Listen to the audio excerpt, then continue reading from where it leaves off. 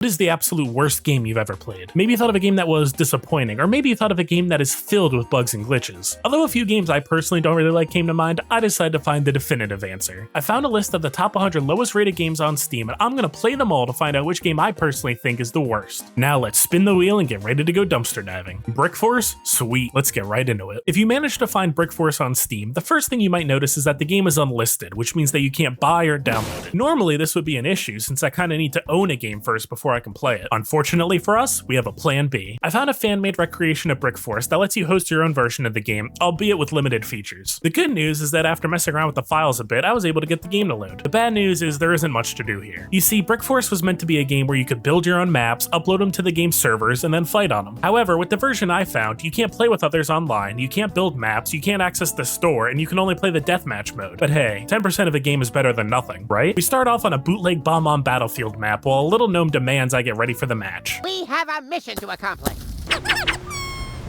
I gotta be honest, for a free-to-play game, I was expecting worse. You have all the typical abilities that you'd find in a shooter. You can run, aim, shoot, throw grenades, and use a melee weapon. Most of the weapons feel nice to use, and there weren't any weapons that stood out as too strong or too weak. The time to kill is perfect. It's long enough to allow you to fight back if you're ambushed, yet quick enough so that each battle doesn't feel like it drags on. You can also bring consumables that give you a wide variety of buffs. These can range from a radar that pings the mini-map, to a temporary speed boost, to health potions. I initially thought that the maps looked ugly, and while a few definitely are, most of them have a unique charm in how blocky they are. The graphics are good enough that you can tell what the map designer was trying to create, while simultaneously being simple enough to make the whole game feel more accessible for casual audiences. The game isn't perfect though. There were a few glitches that we encountered, but I can't say for certain if this is the fault of the Brick-Force developers or the fan-made developers. With 1v1s on these massive maps getting stale fast, the only other thing I could do was customize my character. At first glance, the sheer amount of gear was impressive, until I noticed that each piece came with its own stat boosts. Some equipment will give you more health, more ammunition, more armor, etc.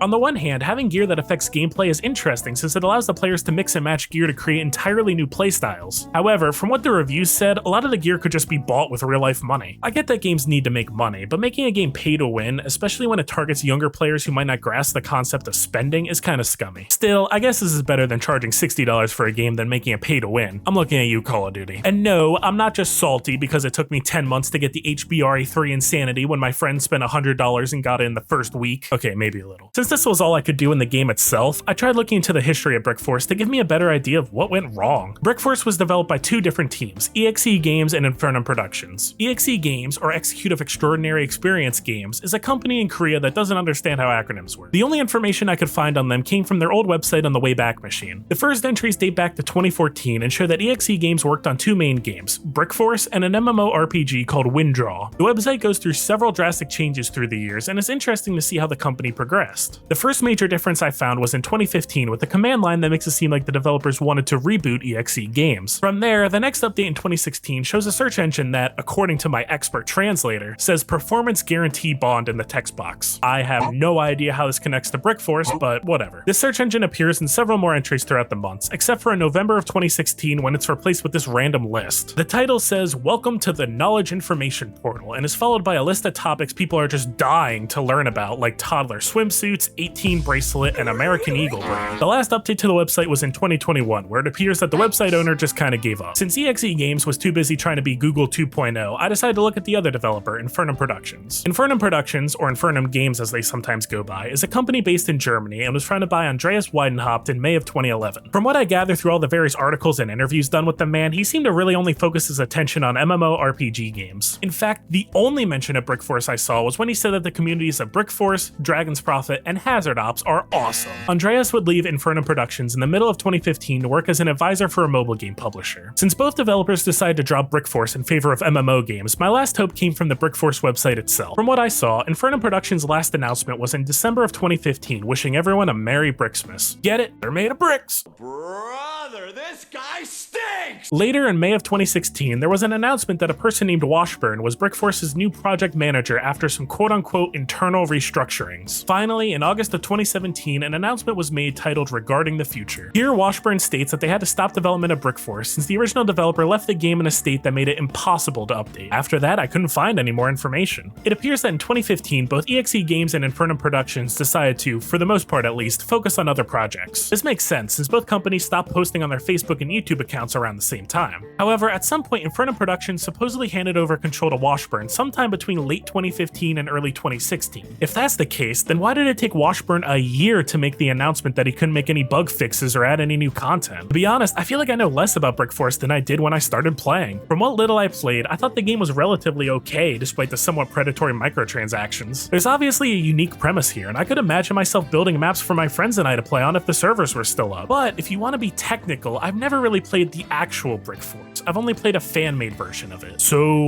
what now? Is what I played similar at all to what the actual game was like? Is it fair to rate a game that I could never truly experience? Honestly, I don't know. What I do know is that my goal is to play all 100 games on this list, and seeing how many of the previous games were either broken or unavailable, I'm gonna take whatever I can get. And from what little I was able to play of Brick-Force, it's just barely better than an infinite loading screen. Anyway, I hope to see you guys again next time. Peace out.